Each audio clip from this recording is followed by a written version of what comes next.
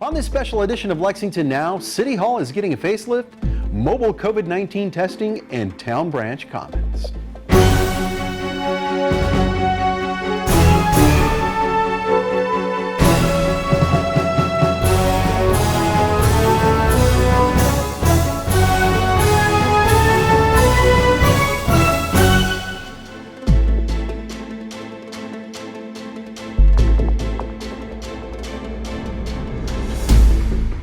I'm Neil Noah, and welcome to Lexington Now for the week of August 3rd, 2020.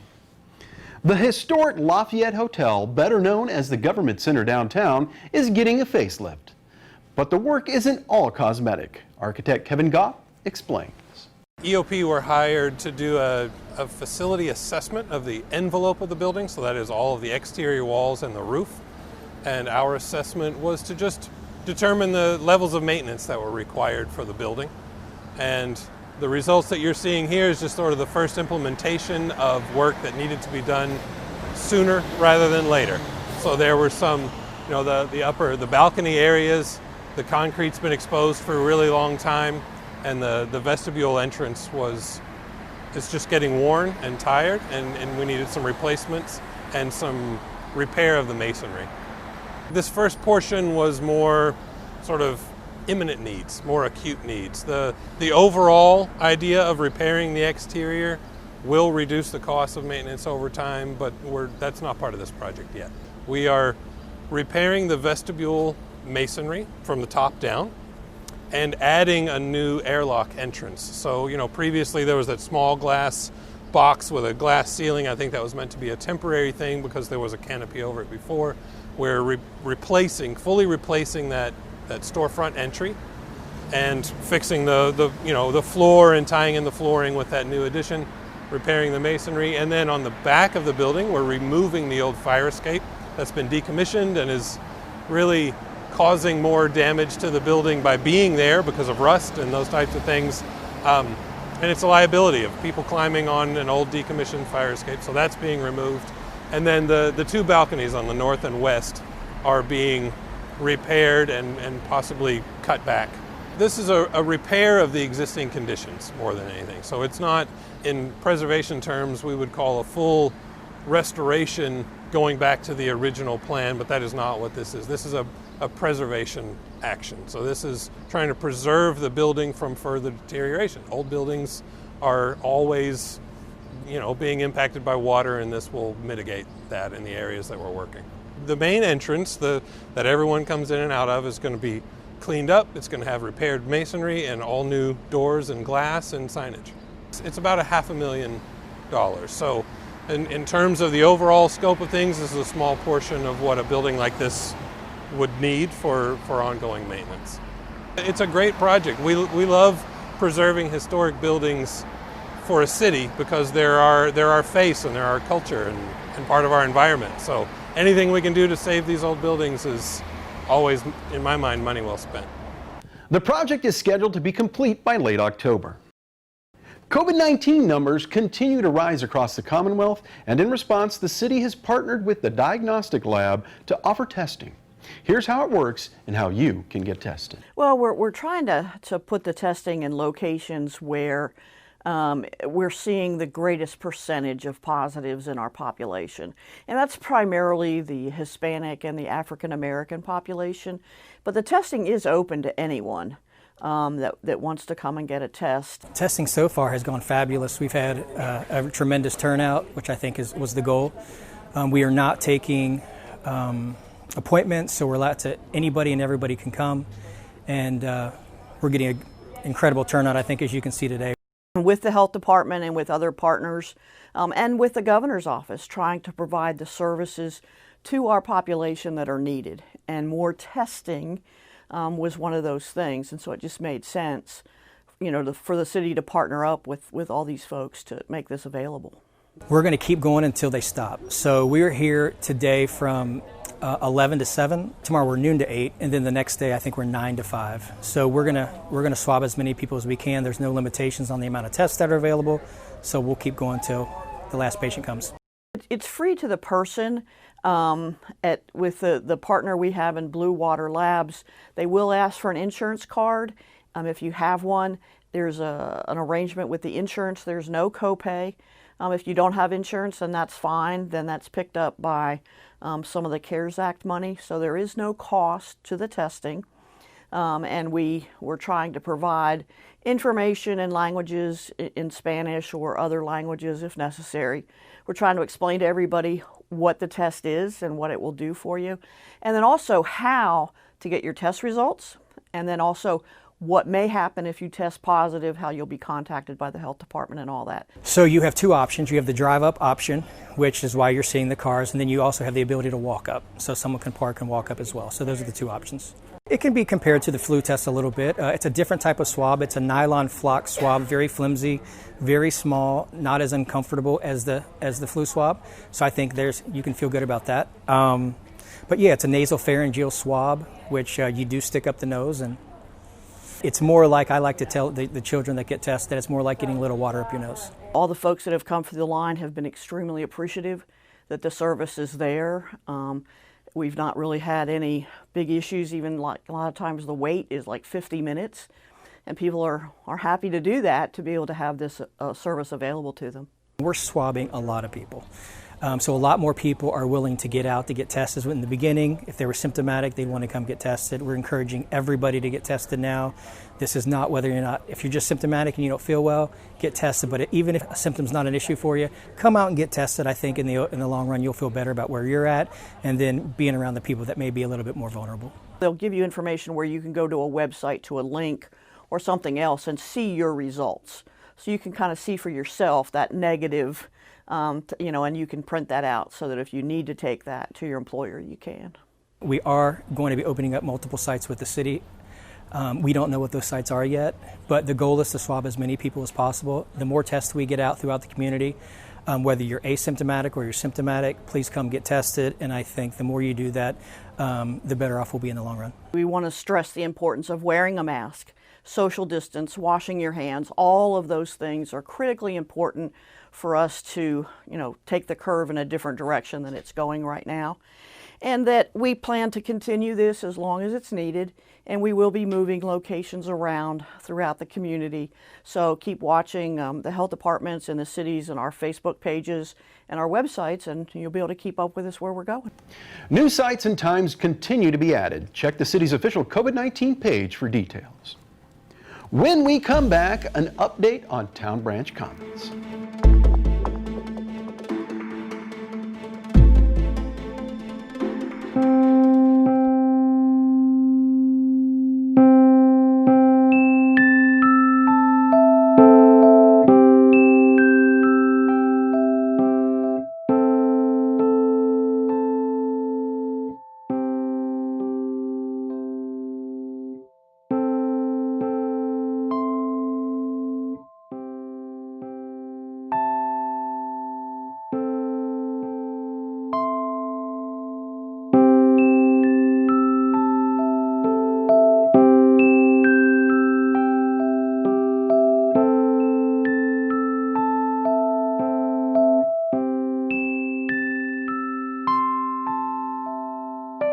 Please wear a mask.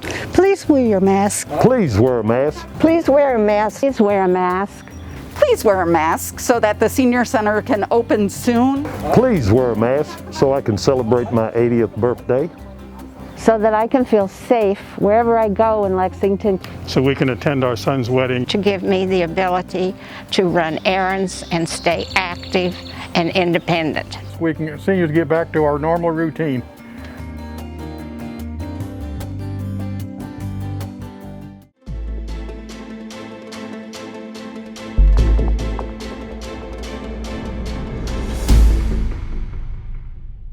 Welcome back to Lexington Now.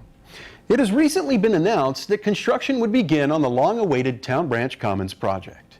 That construction is now underway, and Brandi, project manager, gives us an update.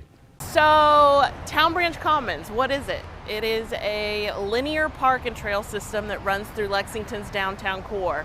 It runs along Midland Avenue, starting at Isaac Murphy Memorial Art Garden, runs the full length of Midland Avenue toward Main Street, then it runs the full length of Vine Street as it turns around and goes toward the Lexington Convention Center. So this project's been in the works for, feels like forever, but nearly a decade. And so today, to be standing on the construction site is an exciting moment in this project's history. The planning itself has been quite an experience for us all. It started as an international design competition. And so we had 30 plus entries for an international design competition to look at downtown Lexington and how to make a bike and pedestrian friendly corridor while also celebrating our city's history, our sustainability, our water infrastructure, and telling a little bit about who Lexington is and where we started. That competition resulted in Scape Landscape Architects. They are a firm out of New York City, and we're so happy to have had them on board this whole time, and they're still with us today as we finish the construction of the project. Scape's concept for Town Branch Commons was one that was very unique for this project and why they won the competition for the design. They looked at Lexington's history and they said, we know that Lexington was founded on the banks of the Town Branch Creek. And so if you were to walk along Vine Street today, you see a lot of pavement, you see a lot of concrete and buildings. But many people don't know that below their feet is a large pipe filled with water, and that is the Town Branch Creek. That creek runs below your feet through downtown, and the reason it's hidden is because of many reasons. One, for health reasons. It became a dirty health concern back in the early 1900s, but also because of stormwater issues. We had severe flooding in the downtown core in the early 1900s as well. So to put it in that pipe below our feet is a way to help us function as a city as we are today. But we miss a little bit of that history. And Scape's concept tells that story. The path of the Town Branch Commons will follow the path of that creek where we were first established. We will not be digging up the creek. You will not have a river running through downtown, but you will have instances along its path that will have water and celebrate that moment of our history. There'll be educational moments as well, so you can learn about what we're doing to collect our stormwater, treat our stormwater today differently than we may have back then. But also, as many people know, it's a bike and pedestrian project. So you will have a dedicated bike path on Vine Street and a dedicated pedestrian path on Vine Street, completely separated from the traffic. So behind me, you see cars moving along. We will not reduce the number of lanes. Still the same number of cars can go through downtown. But now, you and I as a runner, a walker, a biker, we can do that off-road. We do not have to worry about coming into conflict with a car. Part of the construction starting was that our contractors needed to shift the traffic away from the construction zone to give them room to do their work. So instead of closing a lane of traffic, they were smart and said, let's just shift the lanes to the final alignment that you will see once Town Branch Commons is completed. So if you drive down Vine Street today, if you're in the left-hand lane, take note. There's a yellow line that you'll be following. That is the new proposed curb line for Town Branch Commons. As the construction occurs, you'll start to see that being built up and the new trees going in and the new infrastructure going in. And it's really neat to see as you drive Vine to see all that space that will be dedicated to the bikers, the walkers, and the new trees that will be going into our downtown core. So right now we're standing on the construction site for Town Branch Commons. We are between Broadway and Mill Street, right on Vine, right in front of the Hilton Hotel. So if you come downtown, you can see there's a lot of torn up sidewalk, a lot of rock, a lot of infrastructure pieces sitting around. And what's happening is our contractors, which is Pace Contracting out of Louisville, they have torn all of this up so that we can rebuild it back into the Town Branch Commons. They're starting here on Vine Street, and they'll be working their way east on Vine. At some point, they will hop back to the Lexington Center because, as you know, that's under construction as well. So there's a lot of coordination going on between those two projects. We started on Vine Street early July, and they will be on Vine Street between Broadway and Limestone through the end of the year, doing a substantial part of the work. Then they'll move toward the transit center, past Rose Street and on toward Midland Avenue. And so the full project will take place over the next couple of years. You'll see bits and pieces opening up as we continue, but the full completion, all elements in place, will be completed in December of 2022. While most of our usual summer activities have come to a screeching halt, Parks and Rec has a few activities you can enjoy with your friends and family, even if you can't take part in your usual summer fun. Hey there, my name's Anna. I work out at Raven Run Nature Sanctuary, and I'm here to talk to you all about some of the critters we have here in the bluegrass. So we're here today to talk about one of my favorite animals that we have out at the park, the Virginia opossum. So this little guy is Kentucky's only marsupial. In fact, it's the only marsupial in the whole United States, which if you don't know what a marsupial is, or you're not quite 100% sure, it's basically like a kangaroo, any type of animal that has a pouch that it keeps its young in until they're old enough to kind of venture out into the world on their own. So when a little baby possum is born, it's like this big. It's the most tiniest little baby you could imagine. And then they spend the next little while in their mama's pouch until they're old enough to climb out. And then a lot of the times they'll be riding around on her back for the next little while. So she still kind of keeps them safe. So they're pretty cute. Not only are they cute, but they fulfill a really important role in the ecosystem. Nobody likes ticks, not a single person in this world. No matter how much you love nature, you probably hate ticks. But don't worry, because the possum is here to help. These guys are little tick-eating machines. They will cruise across your yard, collect all the ticks in it on their fur, and then actually pick them off and eat them, which sounds really gross, but works out pretty well for us. Another thing that's cool about these guys is that they actually have basically an opposable thumb on their feet, which is what we have, and that's what lets us grab things really well. So they're able to grab and hold on to things really well compared to a lot of other small mammals. In fact, you've probably seen pictures of them like hanging off trees and that kind of thing. And they can do that, although not quite as well as you might see in the cartoons. A lot of the times you'll see that picture of a possum hanging from its tail upside down by a tree. And by the time possums get as big as this guy, they're really too heavy to do that. So you might see a baby possum hanging off a tree by its little tail, but a big adult possum like this is probably a little bit too heavy. When they're confronted by a predator or something else that might be kind of scary for them, they will play dead. And what it basically actually is they sort of faint or pass out for a little short period of time. It's not necessarily voluntary. You know, we think that they're kind of play acting dead, but they actually just kind of freeze up for a moment. And then when the predator leaves, they'll kind of regain consciousness. So it's a pretty effective method for them. If you think about it, most predators are not going to be super interested in eating an animal that suddenly falls over when they go to try and capture it. So while a lot of us think possums are pretty awesome, not everyone is a huge fan. After all, they're not maybe the cutest animal. They have a tendency to do things like get into our garbage cans and maybe even up on the porch and get into some cat food. But they are a very important part of our ecosystem, and they provide a vital role in controlling ticks and other pests that can actually hurt us and cause real damage. So in conclusion, if you see one of these guys out and about, just let him mind his business. He's just out there cruising around, eating ticks for you. The animal we're going to be talking about today is the coyote, which a lot of people ask about when they come out here to Raven Run. People usually want to know what's the biggest and scariest animal that we have out here, and some people ask if we have bears, which we actually don't. They are in Kentucky, but they're not at Raven Run as of yet. So the biggest predator that we have out here is the coyote. Coyotes in North America were originally found in the Southwest.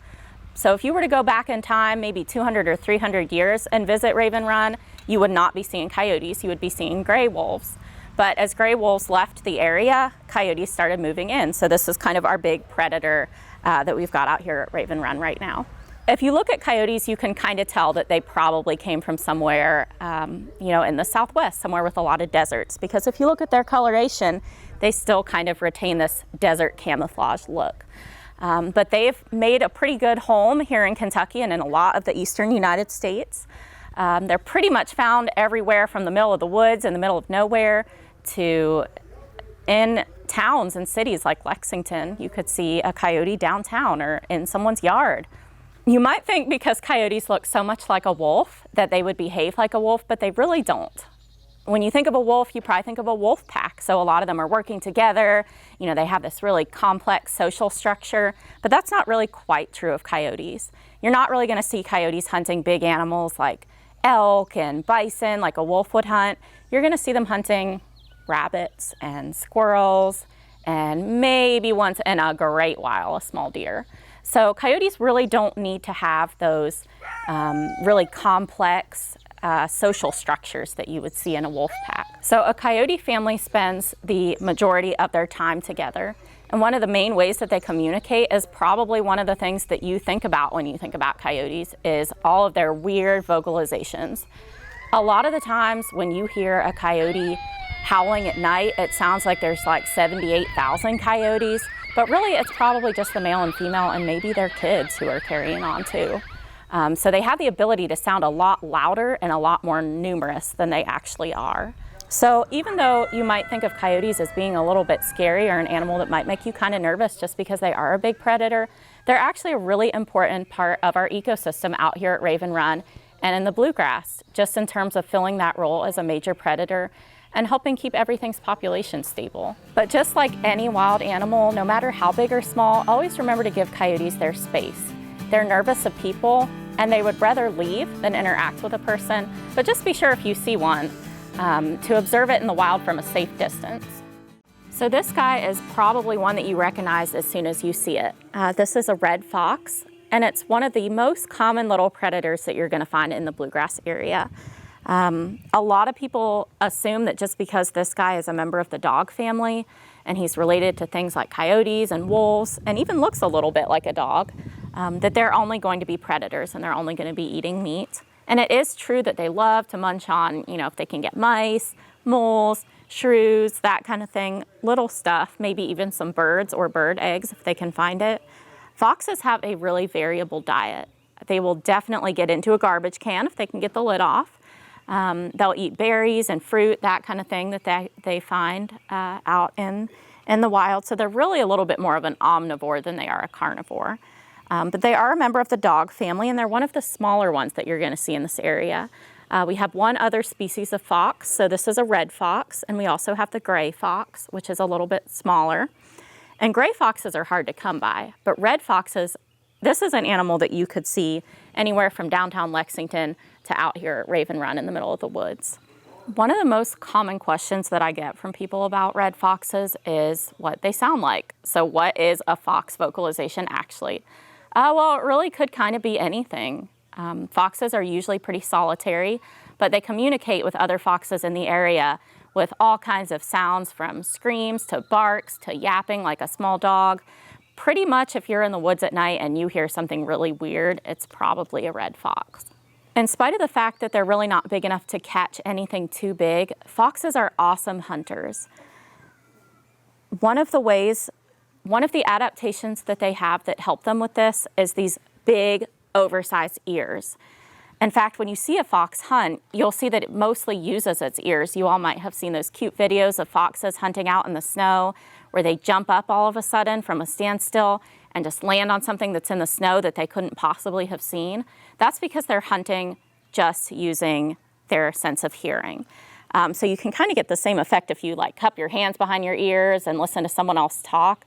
You can hear all that sound is funneling towards you and being caught by your hand behind your ear and going down into the ear canal. And it's kind of the same thing with the fox. They have an excellent sense of hearing, and that's pretty much what they're using when they're hunting. So you've definitely heard about red foxes before, and you might even have seen one, but hopefully you learned something new today. Council is on summer break, and most regular meetings at City Hall have continued to be suspended until further notice due to the pandemic. But some have been meeting virtually. Lex TV is covering several virtual meetings live. Check our website for the most accurate and up-to-date coverage of city business. We're here to keep you up to date on our official COVID-19 response site. Simply click on the banner at the top of our home page. That's all for now, but as always, you can keep up with us on social media, check out the latest traffic updates on Twitter at LexRex, or catch our live traffic updates on lexingtonky.gov. For all of us at Lex TV, I'm Neil Noah, and that's it for now.